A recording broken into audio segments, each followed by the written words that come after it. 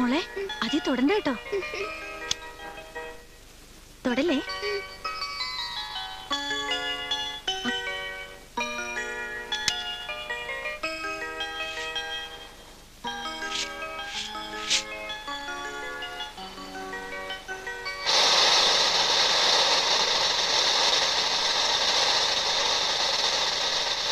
മോളോടല്ലേ ഞാൻ പറഞ്ഞത് അതി തുടരുതെന്ന്. ഷോക്ക് അടിക്കും. മാറിക്കും. ഇതിലെങ്ങനെയാ സിനിമ വരിക? സിനിമയൊന്നും ഇപ്പൊ വരൂല. എന്തിനടിയായി തൊട്ടത്? ചോദിച്ചത്. അയ്യോ ചേച്ചി, നിന്റെ അച്ഛൻ വാങ്ങിച്ചോന്നല്ലോ ആശ്രയകരം. അത് മോളും എല്ലായിടത്തും പിടിച്ച് ഷോക്ക് അടിച്ചാലോ ഒന്ന് പേടിച്ചു. ഇനി തൊട്ടാ നിന്റെ കൈ ഞാൻ വെട്ടു നോക്കിക്കോ. കുട്ടികൾ തൊടുന്നുള്ള പേടിണ്ടെങ്കിൽ ഈ പണ്ടാരൊക്കെ സ്വന്തം മുറി എടുത്തു വെച്ചാ പോരെ. എന്തിനാ മോള് കരയുന്നേ? തല്ലിയോ? നീ കുറഞ്ഞാലുണ്ടല്ലോ പാടി ഇവിടെ.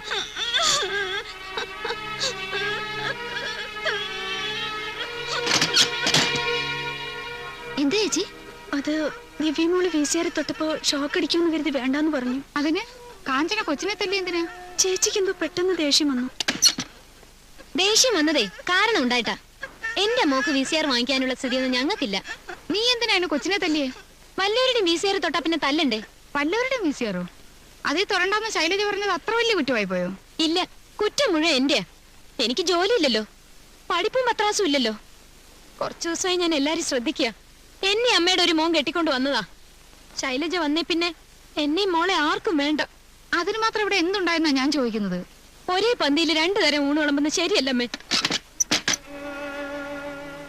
ഇവളോട് എന്താ പറയാ? ആരെവിടെ ഇപ്പൊ ഒരു പന്തി 2 തരം ഊണ് വിളമ്പിയത്? അവളെ മോളെ ആർക്കും വേണ്ട അത്രേ. കഷ്ടം. ചേച്ചിക്ക് എന്നോട് എന്തോ ദേഷ്യമുണ്ട്. ചേച്ചേ, മോള് പോവാൻ നോക്ക്. ചെല്ലു.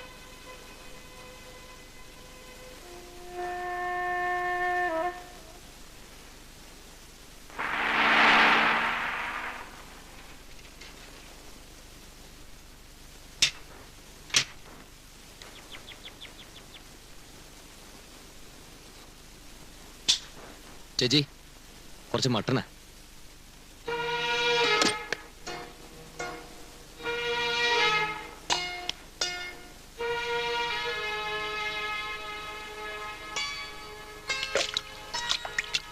എന്താ ചേച്ചി കാലത്തിനൊരു പോച്ചില്? അവളൊരു മണ്ടൂസ ചേച്ചി. ഓ, അപ്പോ അവളത് നിന്റെ അടുത്ത് എത്തിച്ചു അല്ലേ? ഹേയ്, ബസ് സ്റ്റോപ്പിൽ നിൽക്കുകയായിരുന്നു. മുഖത്തൊരു മാട്ടം കണ്ടപ്പോ കാരണം ചോദിച്ചു. ഞാൻ നിർബന്ധിച്ചപ്പോ പറഞ്ഞെന്നുള്ളൂ. എന്നാലും വിവരം പറഞ്ഞല്ലോ. മോഹൻ അറിയോ ഈ വീട്ടിൽ എന്തെല്ലാം സംഭവങ്ങൾ നടക്കുന്നു? ഞാൻ സുഖേട്ടനോട് ഒന്നും പറയാറില്ലല്ലോ. ഈ കാതി കൂടെ കേട്ട് ഈ കാതി കൂടെ വിടും.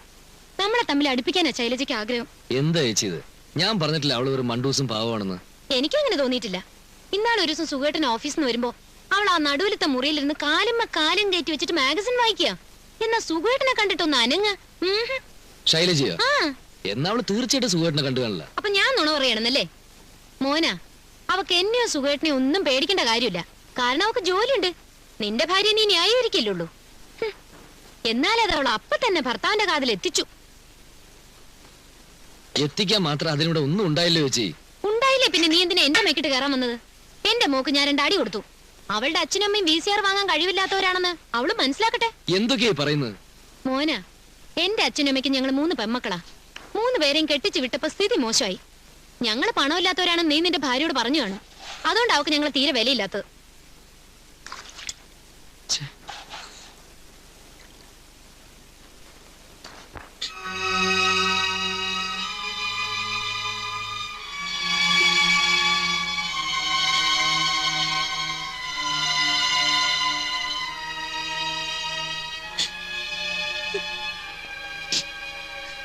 കൊച്ചുകുട്ടിയല്ലേ, അവക്ക് എന്തറിയാം?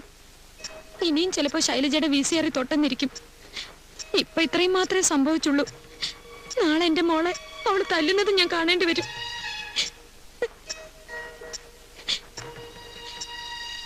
കല്യാണത്തിന് മുമ്പ് എന്റെ മുഖത്ത് നേരെ നോക്കിയിട്ടില്ല മോന്. അവനാ ഇന്ന് എന്നോട് വഴക്കിന് വന്നത്. അവന്റെ എച്ചിൽ പാത്രം വരെ കഴിയിട്ടുള്ളവളല്ലേ ഞാൻ. അത് അവൻ ഓർത്തോ? അവള് പണക്കാരി ആയതുകൊണ്ട് അമ്മ അവളുടെ ഭാഗത്താ. എന്ത് ചെയ്യാം? ഞാനൊരു പാവ സ്കൂൾ മാഷിന്റെ മോളായി പോയില്ലേ.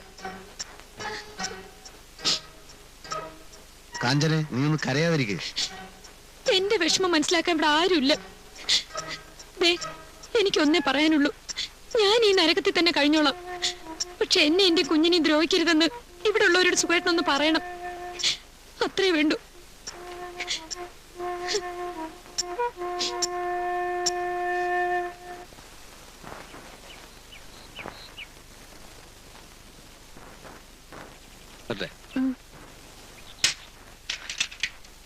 മോഹന, ഇന്നലെ രാത്രി നീ വരാൻ വൈകിയോ? ഞങ്ങളൊരു സെക്കൻഡ് ഷോയ്ക്ക് വരുന്നു. ശൈലജയ്ക്ക് ഒഴിവാണല്ലോ. കട തുറക്കാൻ വൈകിയോ? ഇല്ല, കുഴപ്പമില്ല. എനിക്ക് ഒരു കാര്യം ചോദിക്കാനുണ്ടായിരുന്നു. ഞാനും നീയും തമ്മിൽ എന്താണ് ബന്ധം? പറയൂ. എന്താ ഏട്ടാ? ചോദിച്ചതിന് മറുപടി പറ മോഹന. നമ്മൾ തമ്മിലുള്ള ബന്ധം എന്താണെന്ന് ചേട്ടൻ അറിഞ്ഞൂടെ? എനിക്കറിയാം, നന്നായിട്ട് അറിയാം. നീ അത് മറന്നോ എന്ന് എനിക്കറിയില്ലല്ലോ. മറക്കാനോ? ചേട്ടൻ എന്തൊക്കെയാ പറയുന്നത്? കഴിഞ്ഞ കാലേ അച്ഛൻ ജീവിച്ചിരുന്നപ്പോഴും നിന്റെ കാര്യങ്ങളൊക്കെ നോക്കിയിരുന്നത് ഞാനാ. നിന്റെ പഠിത്തം, നിന്റെ ഓരോരോ ആവശ്യങ്ങൾ ഓർമ്മയുണ്ടല്ലോ. കണക്കിൽ മോശമായിരുന്ന നിന്നെ തല്ലി തല്ലി ഞാൻ കണക്ക് പഠിപ്പിച്ചതും അങ്ങനെ നീ 10ാം ക്ലാസ് പാസ്സായതും ഇല്ലേ? ഓർമ്മയില്ലേ? എന്താ ചേട്ടൻ ഇപ്പത് പറയാൻ? നീ വലുതായപ്പോ ഒരു ചേട്ടനായിട്ടല്ല, ഒരു സുഹൃത്തായിട്ടേ ഞാൻ പെരുമാറിയിട്ടുള്ളൂ. അല്ലെന്ന് നിനക്ക് പറയാൻ പറ്റുമോ? നീയും എന്നെ സ്നേഹിക്കുകയും ബഹുമാനിക്കുകയും ഒക്കെ ചെയ്തിരുന്നു. ശൈലജയായിട്ടുള്ള നിന്റെ ലവ് അഫെയർ പോലും നമ്മൾ തമ്മിൽ ഡിസ്കസ് ചെയ്തിട്ടുണ്ടില്ലേ? അല്ല, ഞാൻ ചേട്ടനെ സ്നേഹിക്കുകയും ബഹുമാനിക്കുകയും ചെയ്തിരുന്നു എന്ന് പറഞ്ഞ പാസ്റ്റ് ടെൻസാ, ഭൂതകാലം. എന്താ അപ്പൊ അങ്ങനെ എല്ലാം ചേട്ടന് തോന്നുന്നുണ്ടോ? അത് പോട്ടെ. പക്ഷെ എന്തും എന്നോട് തുറന്നു ചോദിക്കാനുള്ള സ്വാതന്ത്ര്യം നിനക്കുണ്ടല്ലോ. ചേട്ടാ, ഇത്ര വലിയ മുഖവരിയൊന്നും വേണ്ട. എന്താ പ്രശ്നം എന്ന് പറഞ്ഞാൽ മതി. നീ ഒരു അന്യനായിരുന്നെങ്കിൽ ഈ മുഖവരെ ഞാൻ ഒഴിവാക്കിയേനെ, പ്രതിവിധിയും ചെയ്തേനെ. അറിയാൻ വേണ്ടി ചോദിക്കുക, എന്റെ ഭാര്യയെ ഗുണദോഷിക്കാൻ ഞാൻ നിന്നെ ചുമതലപ്പെടുത്തിയിട്ടുണ്ടോ? അതിൽ ഞാനിവിടെ ഇല്ലേ? അതാണല്ലേ കാര്യം. ഞാനേ എന്റെ മോള് ആ VCR-ലൊന്ന് തൊട്ടപ്പോ ശൈലജ അവളെ വഴക്ക് പറഞ്ഞു. കാഞ്ചനെ അവളെ ശാസിച്ചത് വലിയൊരു മഹാസംഭവമായി നിന്റെ അടുത്ത് വന്നവൾ പരാതി പറഞ്ഞു. അത് കേട്ട ഉടനെ കാഞ്ചനയുടെ മേക്കിട്ടുകാരൻ ആരാടാ നിനക്ക് അധികാരം തന്നത്? അങ്ങനെ വളച്ചൊടിച്ചിരിക്കുകയാണല്ലേ? രക്ഷയില്ല. തലയണ മന്ത്രത്തിന്റെ പോക്ക് ഈ വിധത്തിലാണെങ്കിൽ ഒരു രക്ഷയില്ല. തലയണ മന്ത്രം? അങ്ങനെയുള്ള മന്ത്രം കേട്ട് ചാടി പുറപ്പെടുന്ന പാവയാണോ ഞാൻ? നീ ഒരുത്തിയെ പ്രേമിച്ച് കെട്ടിയെന്ന് കരുതി വലിയ ആളായി പോയെന്ന വിചാരം? എന്താ നിനക്ക് പറയാ? ചേട്ടാ, ഞാൻ ആരുടെയും അറിയാം. ഞാൻ ജീവിച്ചിരിക്കുമ്പോ ഇങ്ങനെ നാളെ വല്ല ഹൃദ്രോഗം വന്ന് ഞാൻ മരിച്ചുപോയാൽ എന്റെ ഭാര്യയും മോളെയും നീയും നിന്റെ ഭാര്യയും കൂടെ കടിച്ചു കയറുവല്ലടാ. ആ സ്ത്രീനെ വിളിക്ക്, എന്നിട്ട് ചോദിക്ക് ഞാൻ അവരോട് മെക്കെട്ട് കയറിയൊന്ന്. സ്ത്രീയോ? എടാ, ചേട്ടന്റെ ഭാര്യ എന്ന് പറഞ്ഞ അമ്മയുടെ സ്ഥാനാ. നിന്റെ അമ്മയെ നീ സ്ത്രീ എന്ന് വിളിക്കോ? അവരെന്തൊക്കെയാണ് ചേട്ടൻ പറഞ്ഞ് ബോധ്യപ്പെടുത്തുന്നത് എനിക്കറിയില്ലമ്മേ. നിന്റെ ഭാര്യയെ നീ മര്യാദ പഠിപ്പിക്കണം. ഞാനിപ്പോ എന്ത് പറഞ്ഞാലും ചേട്ടൻ തലേ കയറില്ല. അവര് കുത്തിവെച്ച വിഷം കയറി ചേട്ടന്റെ തല പെരുത്തുപോയി. സൂക്ഷിച്ച് സംസാരിക്കണം. നീ കെട്ടിയ പിന്നെ ഈ വീട്ടിൽ വിഷം കയറിയത്. പറഞ്ഞത് എന്റെ ഭാര്യയെ നിങ്ങൾ ബഹുമാനിക്കണ്ട. എന്താ എന്റെ ഈശ്വര ഇത്? എന്റെ മോളെ നിങ്ങൾ സ്നേഹിക്കണ്ട, പക്ഷെ ദ്രോഹിക്കരുത്. എന്റെ ഭാര്യ ഉണ്ടല്ലോ, നീ ഇപ്പൊ സ്ത്രീയൊന്നും വിഷമൊന്നും വിളിച്ചില്ലേ? മോഹന, അവള് നിന്റെ എച്ചിൽ പാത്രം കഴിയവളാ, നിന്റെ അടിവസ്ത്രം വരെ അലക്കിയവളാ. എന്താടാ പറഞ്ഞത്? ചെറ്റത്തരം എന്ന് വെച്ചാൽ ഞാൻ അതാടാ ഞാൻ ചെറ്റയാ. വിടല്ലേ? എന്റെ ഭാര്യക്ക് മോക്ക് ഈ വീട്ടിൽ സമാധാനമായിട്ട് ജീവിക്കാൻ പറ്റുമെന്ന് എനിക്ക് അറിയണം. അമ്മേ, വിടാൻ. എന്നെ എന്ത് ചെയ്യുന്നു കാണാലോ? എന്നെ വിടാൻ. രണ്ടെണ്ണത്തിനെ പിടിച്ച് ചങ്ങലക്കിടേ വേണ്ടത്. എടാ, നിന്നെ പേടിച്ച് ജീവിക്കേണ്ട സ്ഥിതി വന്ന ഞങ്ങൾ ആത്മഹത്യ ചെയ്യണം. അതാ നല്ലത്. പോയി ചെയ്തോ. എന്റെ ദൈവമേ, എന്താ ഇത്? ഇന്നുവരെ മുഖം കറുത്ത് അന്യോന്യം സംസാരിച്ചിട്ടില്ലാത്ത എന്റെ മക്കള് തമ്മില്. ശരിയാ, ആദ്യമായിട്ടാ. കാരണം എന്താന്ന് അങ്ങോട്ട് ചോദിച്ചു നോക്ക്.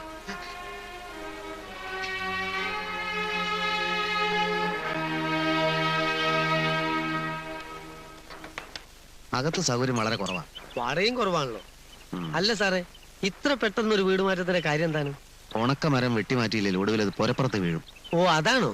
അല്ല സാറേ, പുരപ്പുറത്ത് വീഴാതെ മരം വെട്ടി മാറ്റിക്കൂടെ? മാറ്റാ. എന്റെ അടുത്ത് അതിന് പറ്റിയ ഒരാളുണ്ട്.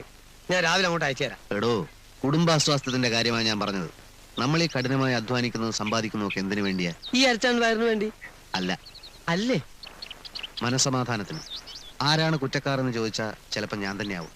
പക്ഷെ മനസ്സമാധാനം നഷ്ടപ്പെട്ട് ജീവിക്കുന്നതിൽ ഒരർത്ഥവുമില്ല. ശരിയാ, പക്ഷെ എന്റെ പരിപാടി അതല്ല. മനസമാധാനം നഷ്ടപ്പെടുന്നു എന്ന് കണ്ടാൽ അപ്പൊ ഞാൻ വെള്ളമടിക്കും, ഫിറ്റാവും. പിന്നെ ഒന്നും അറിയണ്ടല്ലോ, പിറ്റേ നോക്കിയാൽ മതിയല്ലോ. നമ്മൾ ആദ്യം കണ്ട കോളനിയിലെ വീട് വാടക ഇത്തിരി കൂടുതലാണെങ്കിലും ആ വീട് മതി. ആയിക്കോട്ടെ, ഇപ്പൊ തന്നെ അഡ്വാൻസ് കൊടുത്തേക്കാം. മുകളിലേക്ക് എത്തേട്ടെ.